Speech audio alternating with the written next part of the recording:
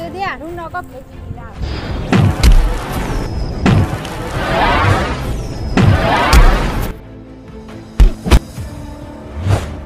Chủ tông qua cho.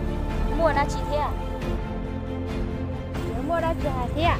Chưa thế à? Cô sao tiện bây giờ nó ít bát sản. Đau cười. Có mà tại cho nó. Sao ai trên tao bu?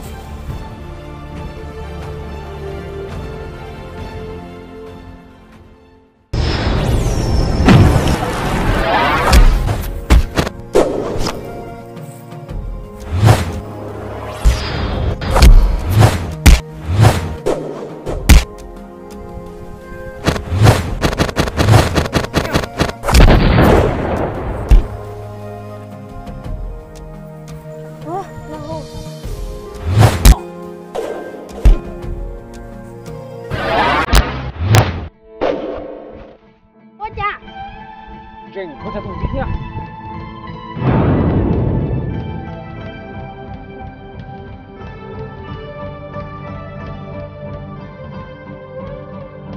Hả, anh chơi một chia.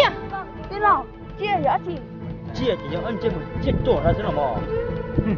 Ôi chà, anh nó sẽ đi tổng lý. Rồi nó chỉ sắp mua. Chia đi kia mua. Chị ta hay tao lại, cho nên tôi là trẻ, chứ nó gây phải là có sự. Có bị, có là chuyện đó, à lá tả sẽ là hồ cho. Chứ không phải chưa. Ôi nhìn chuyện nào. Chứ cô nhiều đâu.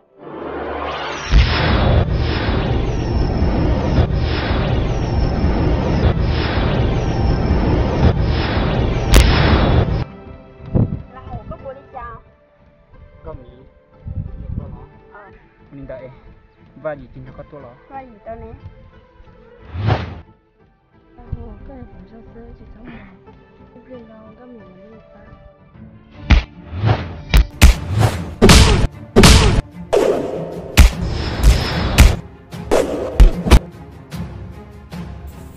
Con hơn cơ rồi.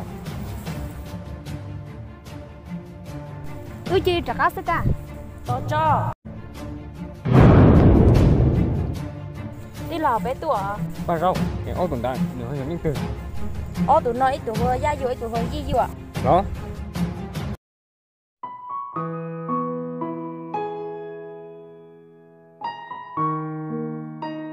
Giờ nên tới tuổi chị, cái gì cho có một số cái gì. Để cho này, hãy dần khá lọ.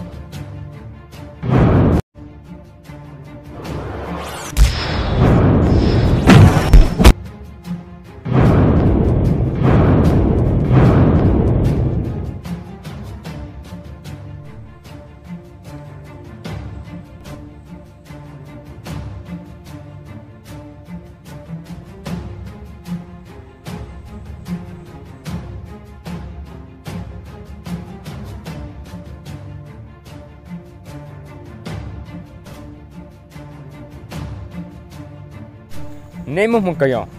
Tú ta, tú thiệt. Lửa rau, bé mà xí đùa.